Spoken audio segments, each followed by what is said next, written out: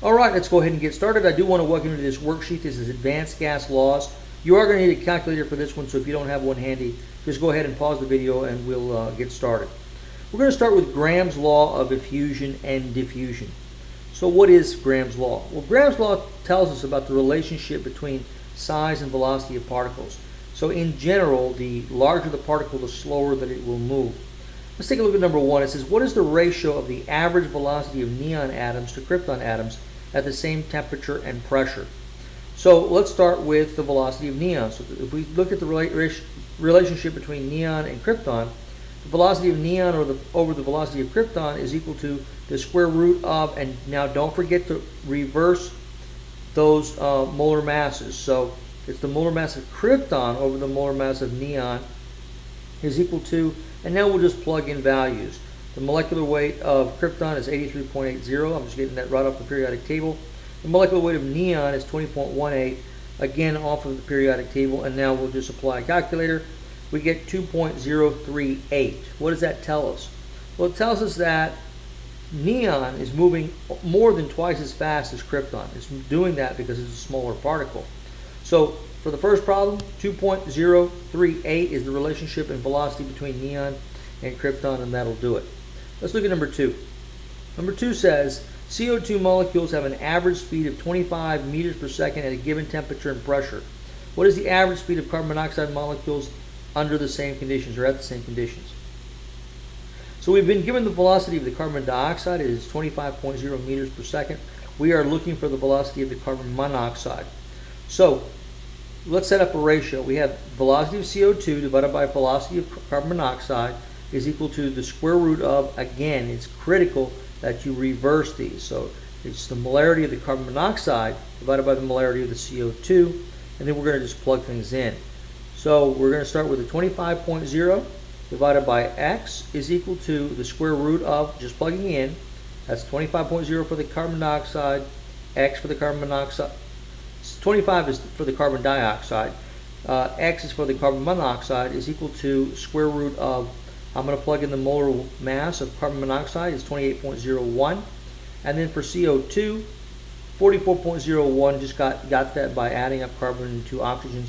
When I do that calculation, I get this, 0.7978. So that is the ratio then of the velocity of those two molecules. Let's solve for x. That's going to give us the information that we're looking for. X then is equal to 25 divided by 0.7978. Just a little bit of algebra there. Just brought that down, brought the x back up, and that gives me 31.3 meters per second. It should not come as a big surprise that the smaller molecule is moving faster. That's how Graham's law works. Let's go to number three, density and molar mass. Okay? Here's what it says. What is the molar mass of a gas if its density is 3.20 grams per liter at 15 degrees Celsius and 2.17 atmospheres? All right, we're going to assume ideal gas behavior. So we're going to apply the ideal gas law. PV is equal to nRT. We're going to solve for the number of moles first. And the number of moles, just a little bit of algebra, is PV divided by RT. So the number of moles of gas is pressure times volume divided by gas constant divided by temperature. Now, what's the pressure? Well, they tell me the problem is 2.17 atmospheres. And if I've got 1 liter, because we're given the density as 3.20 grams per liter, so we'll use the volume of 1 liter. And the R is 0.0821. Now that's liter atmospheres per mole per degree Kelvin and 288 degrees Kelvin. Don't forget to add 273 to the 15 degrees Celsius. When you do that calculation, here's what you get. 0.0918 moles. Let me correct that there. That should be MOL or MOLE. Oops. Wrong color. We'll trade colors. We'll make it a red. There we go. So that fixes that. All right. So now that we know the number of moles, what we're going to want to do is we're going to want to do a division. So remember, if we said 1 liter, that's the volume, then we've got 3.20 grams. So we're going to say 3.20 grams then per mole, because we've calculated 0.0918 moles is the number of moles. So the molar mass then is going to be the quotient, 3.20 grams divided by 0.0918 moles. And what I get is, again, let me correct this. It should be MOLE, just like that. And we'll erase this as well. Just like that. And now we've got it. And we've got 34.9 grams per mole as our answer. All right. So we've determined the molar mass for that gas. Let's look at number 4. What is the density this time? What's the density of carbon monoxide gas at 26.32 grams is at 302 Kelvin and 98.9 kilopascals. Let's take the information that we've been given and apply it. We've got 26.3 grams of gas times 1 mole per 28.01 grams. So I'm just going to cancel grams with grams, and I'm left with moles of gas. So the moles of gas is 0.939 then. So now that I know the number of moles of gas, I'm going to apply the ideal gas law, PV equal nRT. I'm going to solve for volume. That's what I'm looking for first. And I'm just going to plug in. Volume is equal to the number of moles, which is, I've calculated 0.939 moles, times the gas constant. Now look at the unit that I'm using. 8.314 cubic decimeter. A cubic decimeter and a liter is the same thing. So cubic decimeter, kilopascals per mole per degree Kelvin, times the temperature in degrees Kelvin. So 302 degrees Kelvin. I'm going to divide that then by 98.9 kilopascals. That's the pressure, right? That is the pressure. So that gives me the volume of 23.8 cubic decimeters. 23.8 cubic decimeters. Now I know the volume. But density is mass divided by volume. So I was told that I have a mass of 26.3 grams, right? 26.3 grams is the mass. So what I'm going to do is actually 26.32 grams, but I just rounded it to 26.3 divided by 23.8 cubic decimeters is 1.11 grams per cubic decimeter, and I'm done. That is the density that I was looking for. All right, let's look at number 5. In number 5, we're going to look at stoichiometry at non-standard conditions, non-STP conditions, okay? So it says find the volume in cubic decimeters of H2 at 24 degrees Celsius and 99.8 kilopascals produced if 5.90 grams of zinc reacts with excess hydrochloric acid. So this is the reaction. Zinc plus hydrochloric acid yields H2 and zinc chloride. To balance it, it's 1, 2, 1, 1. 1 to 2 to 1 to 1, mole to mole to mole to mole relationship. All right, let's start with what we've been given. In this case, we were given the 5.90 grams of zinc. We're going to convert that to moles first using the periodic table.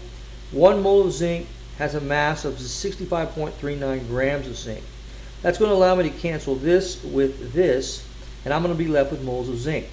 We're going to do a mole-to-mole bridge now, bridging over to the hydrogen gas. Fortunately, it's an easy bridge. 1 mole of zinc produces 1 mole of H2, so this and this are going to cancel, and I'm left with moles of hydrogen gas. Now, one final step here, and that is to determine the volume. I'm going to say that 1 mole of any gas at STP, including hydrogen, is 22.4 cubic decimeters. Remember, a cubic decimeter and a liter is the same thing. I wanted it in cubic decimeters. So 22.4 cubic decimeters per mole. When I multiply across, remember this and this are going to cancel. When I multiply across, I'm going to get 2.02 cubic decimeters of H2 at standard temperature and pressure. All right, now I know the volume at STP. So now what I'm going to do is I'm going to use the combined gas law. I'm looking for V2. So combined gas law is P1 V1 over T1 is equal to P2 V2 over T2. Solve for V2. P1 V1 T2 over T1 P2 is equal to, let's plug in. P1 is 101.325 kilopascals.